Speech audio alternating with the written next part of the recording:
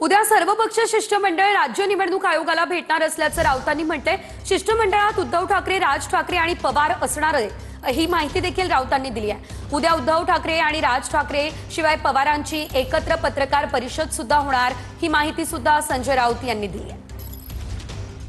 त्या आम्ही सर्व पक्ष महाराष्ट्र राज्याचे मुख्य निवडणूक अधिकारी चोखलिंगम यांना भेटत आहोत, एक निवेदन देत आहोत, त्यांच्याशी चर्चा करत आहोत। त्यानंतर उद्या 1:30 वाजता यशवंतराव चव्हाण प्रतिष्ठानमध्ये आम्ही पत्रकार परिषद घेत आहोत। या शिष्टमंडळात माननीय शरद पवार साहेब, माननीय उद्धव ठाकरे साहेब, माननीय हर्षवर्धन सकपाळजी, माननीय राज ठाकरेजी, महाराष्ट्र नवनिर्माण सेनेचे अध्यक्ष असे जयंतराव पाटील शेका पक्षाचे, या सगळ्यांना आमंत्रित केलेले आहे आम्ही आणि सगळे येत आहेत।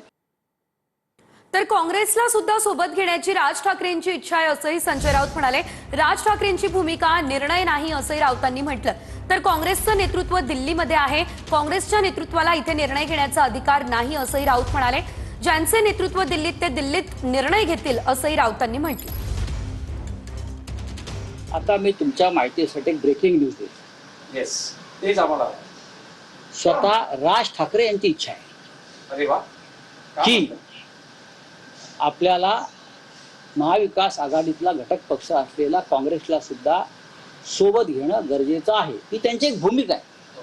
त्याचा अर्थ निर्णय नाही। मी परत बघा मी काय म्हणतोय, कारण प्रत्येकाचं या राज्यामध्ये एक स्थान आहे। जसं शिवसेनेचं आहे, म्हणजे आमच्या बाळासाहेब ठाकरेंच्या, उद्धवजींच्या, महाराष्ट्र नवनिर्माण सेनेचा आहे, आणि काँग्रेसचं नेतृत्व दिल्लीमध्ये।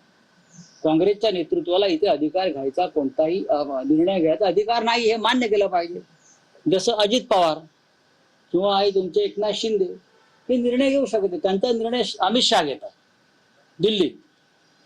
काँग्रेसचं एक तसंच आहे। त्यावेळी राजसाहेब महाविकास आघाडीमध्ये येत आहेत की येत नाहीत मला माहीत नाही, परंतु काँग्रेसला येण्याची संमती आहे असं जे सकाळी सांगण्यात आलेलं आहे, तर त्याच्यामध्ये राजसाहेब नक्की ही महाविकास आघाडी करत असताना स्वातंत्र्यवीर सावरकरांबद्दलची काँग्रेसची नक्की भूमिका काय हे विचारतील।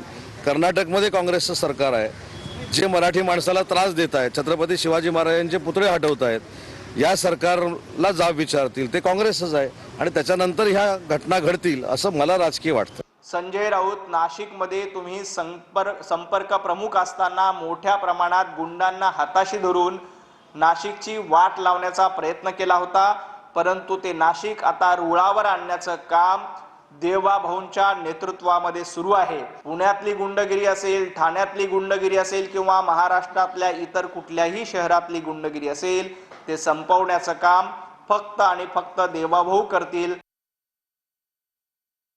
आमच्या पक्षाची भूमिका ही सन्माननीय राजसाहेब ठरवतात आणि सन्माननीय राजसाहेबच मांडतील, आणि आमच्या पक्षाचे जे अधिकृत प्रवक्ते ते मांडतील, बाकी कोणी नाही।